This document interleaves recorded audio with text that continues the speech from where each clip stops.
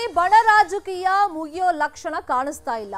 ಮುನಿಯಪ್ಪ ರಮೇಶ್ ಕುಮಾರ್ ಬಣಗಳ ನಡುವೆ ಗುದ್ದಾಟ ತಾರಕಕ್ಕೇರ್ತಾ ಇದೆ. ಪ್ರಜಾಧ್ವನಿ ಬಗ್ಗೆ ನನಗೆ ಗೊತ್ತಿಲ್ಲ, ನನಗೆ ಯಾರೂ ಕರೆದಿಲ್ಲ ಅಂತ ಸಚಿವ KH ಮುನಿಯಪ್ಪ ಹೇಳಿಕೆಯನ್ನ ಕೊಟ್ಟಿದ್ದಾರೆ. ಇಲ್ಲಿ ಒಂದಿಷ್ಟು ರಾಜಕೀಯ ತಂತ್ರಗಾರಿಕೆಗಳು ಕಾಂಗ್ರೆಸ್ ಅಲ್ಲೇ ನಡೀತಾ ಇದೆ.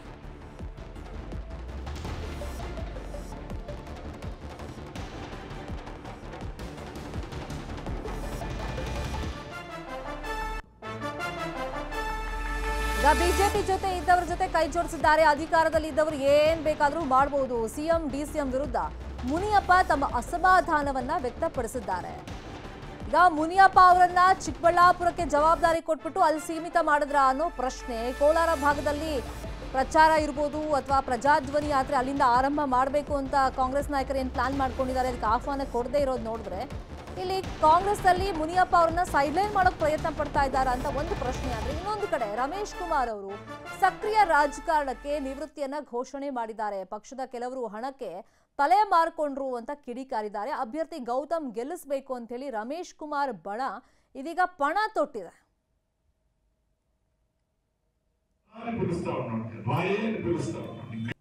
అసెంబ్లీ ఎలక్షన్లకు వచ్చి ఓటు అడిగేవాడు సాధ్యం. ఒకవేళ నేను రాకపోతే నా బిడ్డ ఏమన్నా వస్తానంటే నేను అట్లా బిడ్డను పుట్టించుకోకుండా నా బిడ్డకు బతికే తావు చూపించింది.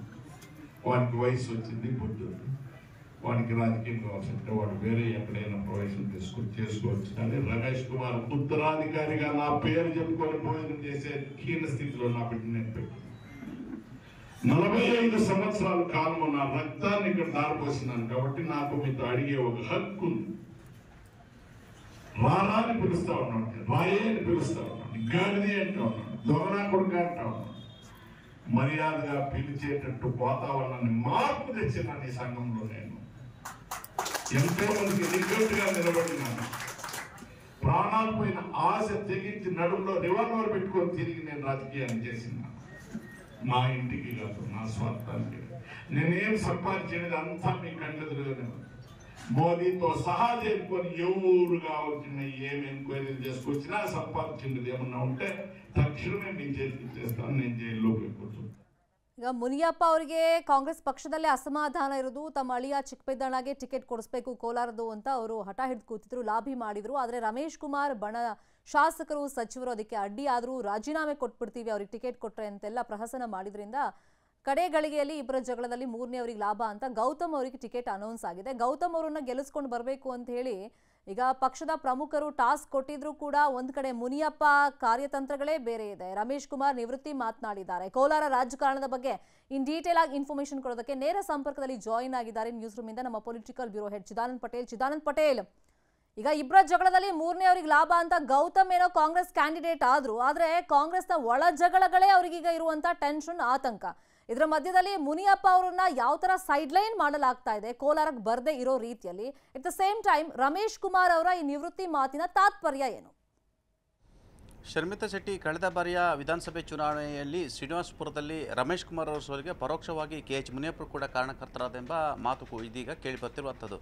ಇದೇ ಕಾರಣಕ್ಕಾಗಿ ರಮೇಶ್ ಕುಮಾರ್ ಅವರು ಭಾವನಾತ್ಮಕವಾಗಿ ಮಾತನಾಡಿರುವಂಥದ್ದು. ನಾನು ರಾಜಕೀಯ ನಿವೃತ್ತಿಯನ್ನು ಮಾಡ್ತೀನಿ, ಮುಂದಿನ ಚುನಾವಣೆಯಲ್ಲಿ ನಾನು ಸ್ಪರ್ಧೆಯನ್ನು ಮಾಡಲ್ಲ, ನಾನು ಕ್ಷೇತ್ರದ ಜನರ ಕೆಲಸವನ್ನು ಮಾಡಿದ್ರು, ನನ್ನ ಷಡ್ಯಂತ್ರ ಮಾಡಿ ನನ್ನನ್ನು ಸೋಲಿಸಿದ್ರು, ಹಾಗಂತ ನನ್ನ ಮಗ ನನ್ನ ಕುಟುಂಬದವ್ರನ್ನ ನಾನು ಶ್ರೀನಿವಾಸಪುರದಿಂದ ಸ್ಪರ್ಧೆ ಮಾಡಿ ಅಂತೇಳಿ ನಾನು ಯಾರಿಗೂ ಕೂಡ ಒತ್ತಾಯ ಮಾಡಿಲ್ಲ ಮತ್ತು ಯಾರೂ ಕೂಡ ಸ್ಪರ್ಧೆ ಮಾಡಲ್ಲ ಅನ್ನೋ ಮುಖಾಂತರ KH ಮುನಿಯಪ್ಪನವರಿಗೆ ತಿರುಗೇಟನ್ನು ಕೊಟ್ಟರು. ಈಗಾಗಲೇ KH ಮುನಿಯಪ್ಪರವರ ಪುತ್ರಿ ರೂಪಕಲ್ರವರು KGFನ MLA ಆಗಿರುವಂಥದ್ದು. ಅವರ ಹಳೆಯ ಚಿಕ್ಕಪೇದಣ್ಣವರು ಕೂಡ ಲೋಕಸಭೆ ಟಿಕೆಟನ್ನು ಕೊಡಿಸಲಿಕ್ಕೆ ಶತಾಯಗತೆಯ ಪ್ರಯತ್ನ ಮಾಡಿ ವಿಫಲರಾಗಿರುವಂಥದ್ದು. ಮತ್ತೊಂದು ಕಡೆ KH ಮುನಿಯಪ್ಪರವರ ಪುತ್ರನು ಕೂಡ ಮುಂದಿನ ದಿನಗಳಲ್ಲಿ ರಾಜಕೀಯಕ್ಕೆ ಬರಲಿದ್ದಾರೆ ಎಂಬ ಮಾತು ಕೂಡ ಕೇಳಿ ಬರ್ತಿರುವಂಥದ್ದು. ಮತ್ತೊಂದು ಕಡೆ ಕೋಲಾರದಲ್ಲಿ KH ಮುನಿಯಪ್ಪ ಹೆಚ್ಚು ವಾಸ್ತವ್ಯ ಇದ್ದರೆ, ಹೆಚ್ಚು ಕೆಲಸ ಮಾಡಿದ್ರಲ್ಲ, ಒಂದು ಕಡೆ ಅಧಿಕೃತ ಅಭ್ಯರ್ಥಿ ಗೌತಮ್ ವಿರುದ್ಧವೇ ಕೆಲಸ ಮಾಡ್ತಾರೆ ಎಂಬ ಅನುಮಾನ ಕೂಡ ಕಾಂಗ್ರೆಸ್ ವಲಯದಲ್ಲಿ ಕೇಳಿ ಬರ್ತಿರುವಂಥದ್ದು. ಇದೇ ಕಾರಣಕ್ಕಾಗಿ ಮುಖ್ಯಮಂತ್ರಿ ಮತ್ತು ಉಪಮುಖ್ಯಮಂತ್ರಿಯವರು ಕುರುಡುಮಲೆಯಲ್ಲಿ ವಿಶೇಷ ಪೂಜೆಯನ್ನು ಸಲ್ಲಿಸಿ ಅಧಿಕೃತವಾಗಿ ಚುನಾವಣಾ ಪ್ರಚಾರವನ್ನು ಆರಂಭಿಸಿದ ಸಂದರ್ಭದಲ್ಲೂ ಕೂಡ KH ಮುನಿಯಪ್ಪನವರಿಗೆ ಯಾರೂ ಕೂಡ ಇನ್ವೈಟ್ ಮಾಡಲಿಲ್ಲ. ಎಲ್ಲೊಂದು ಕಡೆ KH ಮುನಿಯಪ್ಪನವರು ದೇವನಹಳ್ಳಿಗೆ ಸೀಮಿತ ಆಗಿರುವಂಥದ್ದು. ಚಿಕ್ಕಬಳ್ಳಾಪುರ ಲೋಕಸಭಾ ಕ್ಷೇತ್ರಕ್ಕೆ ಅದು ಸೀಮಿತ ಆಗಿದ್ದರಿಂದ ಚಿಕ್ಕಬಳ್ಳಾಪುರ ಲೋಕಸಭಾ ಕ್ಷೇತ್ರದಲ್ಲಿ ಮಾಡಲಿ ಮತ್ತು KH ಮುನಿಯಪ್ಪನವರು ಅವರ ಬೆಂಬಲಿಗರಿಗೆ ಕಾಂಗ್ರೆಸ್ ಅಭ್ಯರ್ಥಿಗೆ ಮತ ಹಾಕುವಂತೆ ಸೂಚಿಸಲಿ ಅಂತ ಹೇಳಿರುವಂಥದ್ದು. ಆದರೆ KH ಮುನಿಯಪ್ಪರನ್ನ ಹೆಚ್ಚು ಇನ್ವಾಲ್ವ್ ಮಾಡಿದರೆ KH ಮುನಿಯಪ್ಪನವರು ಎಲ್ಲ ಒಂದು ಕಡೆ ಒಳ್ಳೆಯಟ್ಟು ಕೊಡ್ತಾರೆ ಎಂಬ ಆತಂಕ ಕೂಡ ಎದುರಾಗಿರುವಂಥ. ಹಾಗಾಗಿ KH ಮುನಿಯಪ್ಪನವರು ಸದ್ಯಕ್ಕೆ ಹೆಚ್ಚು ಪ್ರಚಾರ ಸಭೆಗಳಿಗೆ ಮತ್ತು ಹೆಚ್ಚು ಸಮಾವೇಶಗಳಿಗೆ ಕರಿಬಾರದು ಅಂತೇಳಿ ಸೂಚನೆಯನ್ನು ಕೊಟ್ಟಿರುವಂಥದ್ದು. ಒಟ್ಟಾರೆ KH ಮುನಿಯಪ್ಪನವರು ಕೂಡ ನಾನು 30 ವರ್ಷ ಕೋಲಾರದಲ್ಲಿ ಪಕ್ಷವನ್ನು ಕಟ್ಟಿದ್ದೇನೆ ಮತ್ತು ಭಾರತೀಯ ಜನತಾ ಪಕ್ಷವನ್ನು ಗೆಲ್ಲಿಸಿದವ್ರ ಜೊತೆ ಈಗ ಚುನಾವಣೆ ಮಾಡ್ತಿರೋ ಮುಖಾಂತರ ಕಳೆದ ಬಾರಿ ಮುನಿಸ್ವಾಮಿ ಗೆಲುವಿಗೆ ಕಾರಣ ಆಗಿರ್ತಕ್ಕಂಥ ರಮೇಶ್ ಕುಮಾರ್ ಬಣಕ್ಕೆ ತಿರುಗೇಟನ್ನು ಕೊಟ್ಟಿರುವಂಥದ್ದು.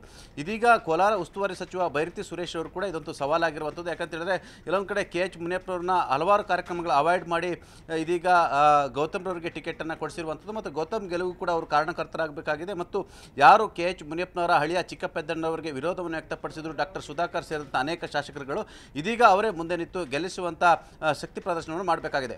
ಒಂದು ವೇಳೆ ಕೋಲಾರದ ಅಧಿಕೃತ ಅಭ್ಯರ್ಥಿ ಸೋತರೆ ಅದು KH ಮುನಿಯಪ್ಪ ಹಾಗೂ ಡಾಕ್ಟರ್ MC ಸುಧಾಕರ್ ಅವರ ಸಚಿವ ಸ್ಥಾನಕ್ಕೂ ಕೂಡ ಕುತ್ತು ಬಂದರೂ ಕೂಡ ಆಶ್ಚರ್ಯ ಪಡಬೇಕಾಗಿಲ್ಲ. ಒಟ್ಟಾರೆ KH ಮುನಿಯಪ್ಪನವರು ಕೋಲಾರದ ಬೇಗುದು ಇನ್ನೂ ಮುಗಿದಿಲ್ಲ. ಸ್ವತಃ ಮುನಿಯಪ್ಪನವರೇ ಇದೀಗ ಪರೋಕ್ಷವಾಗಿ ಆಕ್ರೋಶವನ್ನು ವ್ಯಕ್ತಪಡಿಸಿರುವಂಥದ್ದು. ಇದರ ಬೆನ್ನಲ್ಲೇ ರಮೇಶ್ ಕುಮಾರ್ ಕೂಡ KH ಮುನಿಯಪ್ಪರ ಷಡ್ಯಂತ್ರದಿಂದಲೇ ನಾನು ಸೋತೆ ಅಂತೇಳಿ ಪರೋಕ್ಷವಾಗಿ ಅಸಮಾಧಾನವನ್ನು ವ್ಯಕ್ತಪಡಿಸಿರುವಂಥದ್ದು. ಕೋಲಾರದ ಬೇಗುದಿ ಇಲ್ಲೊಂದು ಕಡೆ ಅದು ಒಳ್ಳೆಟಾಗಿ ಪರಿಣಮಿಸಿದರೆ ಅದು ಮೈತ್ರಿ ಅಭ್ಯರ್ಥಿಗೆ ಅನುಕೂಲ ಆಗುವ ಸಾಧ್ಯತೆ ಕೂಡ ಇರತಕ್ಕಂಥದ್ದು. ಇದೀಗ ಕಾಂಗ್ರೆಸ್ನ ಅಭ್ಯರ್ಥಿ KV ಗೌತಮ್ಗೆ ಒಂದು ಕಡೆ KH ಮುನಿಯಪ್ಪ ಬಣ, ಮತ್ತೊಂದು ಕಡೆ ರಮೇಶ್ ಕುಮಾರ್ ಬಣ, ಈ ಎರಡೂ ಬಣದ ನಡುವೆ ಸಿಕ್ಕಿ ಹಾಕಿಕೊಂಡು ಇದೀಗ ಎಲ್ಲ ಒಂದು ಕಡೆ ವಿಲವಿಲ ಒದ್ದಾಡುವಂಥ ಪರಿಸ್ಥಿತಿ ಕೂಡ ನಿರ್ಮಾಣ ಆಗಿರುವಂಥದ್ದು. Sharmita Shetty. Fine, thank you Chidanand Patel ತಮ್ಮೆಲ್ಲ ಇನ್ಫಾರ್ಮೇಷನ್ಗೆ.